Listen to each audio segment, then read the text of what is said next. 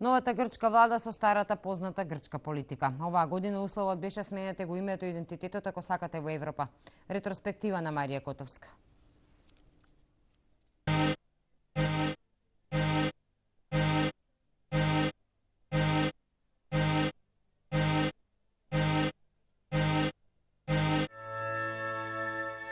Македонскиот идентитет нема да биде предмет на преговори. Децидно најави македонската влада уште на почетокот на годината, непосредно пред првата средба на ново наименуваниот преговарач Јулески и медијаторот Нимиц. Ова беше прва и последна средба во првата половина на годината, период во кој разговорите за името стагнираа. Во двете држави се беше во сенка на изборите.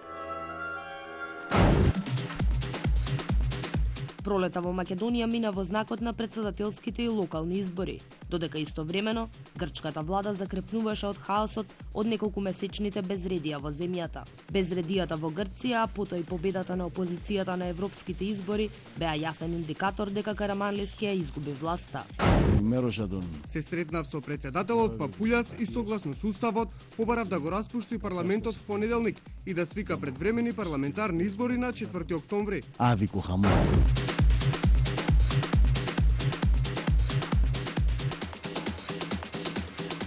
Помирување, а не конфронтација со Скопје, најавуваше во предизборната кампања Јоргос Папандреу, тогаш лидер на опозицијата и најсериозен претендент за преземање на премиерската функција од Караманлис. Но од друга страна, идниот грчки премиер уште тогаш најави дека во суштина ја поддржува актуелната политика на тогашниот премиер, дека нема отстапување од грчката црвена линија, но и дека без нејзино прифаќање Грција ќе стави вето за членството на Македонија во Европската унија.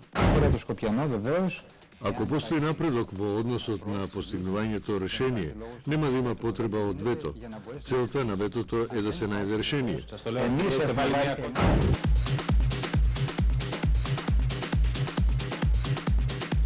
Социјалистите прогласија победа.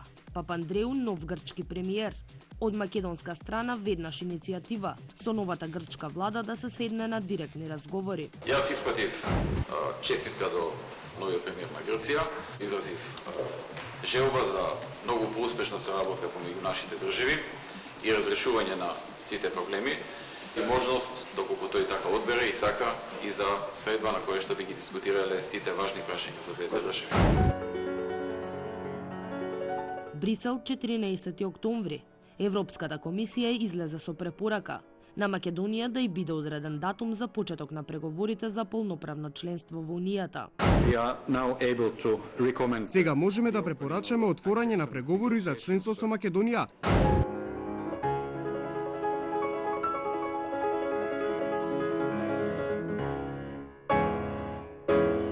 Ова е историски ден за Македонија и за нејзините граѓани и ние можеме денеска да видиме плоди. Веднаш се огласи и официјална Атина. Македонија нема да ги почне преговорите со Унијата без претходно решение на прашањето со името.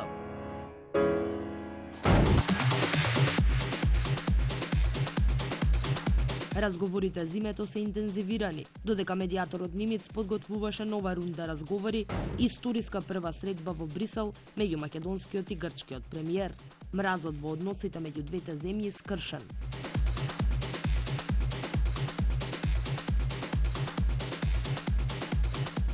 Историска средба, но со минимален исход. На следната рунда разговори со медијаторот во Њујорк, Грција испорача крајно максималистичка позиција, според која, освен од името, Македонија требаше да се откаже и од идентитетот. Грција нема да прави отстапки од оваа позиција, а без нејзино прифаќање, Македонија нема да ги почне преговорите со Унијата. Став на официјална Атина. Грчката позиција е неприфатлива и максималистичка. Одговор на официјално Скопје. Тој директно му го кажат на Папандреу. Јас му рекол, тој во наредните 100 години со такви барања и услови нема да најде влада која што ќе му ги прифати. Како да се избегне грчкото вето во декември? Дали е Грција подготвена да направи отстапки од максималистичката позиција? Одговорот на македонскиот премиер му беше соопштен на следната, втора поред тет-а-тет средба со грчкиот колега. Ми беше соопштено дека грчката страна останува на позициите кои што ги презентираше нивниот преговарач во Њујорк, како поврзано со името, така поврзано и со идентитетот. Брисел 2009 за Македонија ќе биде Букурешт 2008. Се закани и реализираше јужниот сосед. Грција блокираше.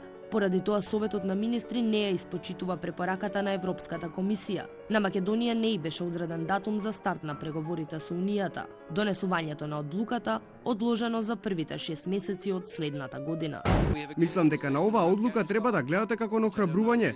Постои добра атмосфера во преговорите меѓу двете земји и мое лично мислење е дека многу наскоро ќе се дојде до компромисно решение зимето. На Македонија и се случи софистицирана верзија на Букурешт, констатираше македонскиот премиер. Јас слушам сега во земјата има коментари во последните денови дека и денеска дека сме пропустили историска шанса. Знаете што, пропуштена историска шанса да се обезличиме како нација, тотално, како народ, да се избришиме од мапата на народи. Таква шанса, да, пропуштена е да се откажеме од идентитет, од се буквално. Пропуштената шанса е практично себе бришење од мапата на нациите и бришење на сопствениот идентитет, на сопствениот народ. Што ќе се случува во 2010-та? Македонија не се откажува. Ниту од реформите, ниту од преговорите за името, но не се откажува ниту од црвената линија. Дека нема промена на уставот со цел промена на уставното име и дека нема да се прифаќаат решенија кои го загрозуваат македонскиот национален идентитет, најави државниот врв.